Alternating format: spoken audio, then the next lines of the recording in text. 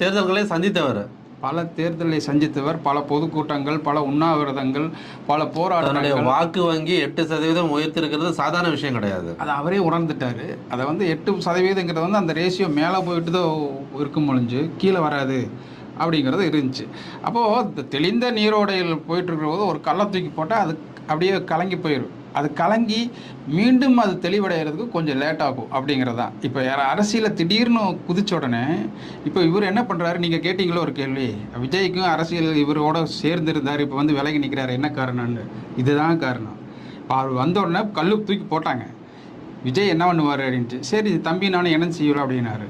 நான் இடதும் இல்லை வலதும் இல்லை, நான் நடு ரோட்டில் தான் நிற்பேன் அப்படின்னு. நடு ரோட்டில் நின்று நான் லாரி அடிச்சுட்டு தான் போக அப்படிங்கிறது தான் அவருக்கு ஏதோ ஒரு கொள்கை. உலக ரீதியாக வந்து இப்போ அமெரிக்க அதிபர் வந்து வலது அப்படிங்கிறது எல்லாத்துக்கும் தெரிஞ்சது தான். இப்போ இடது வந்து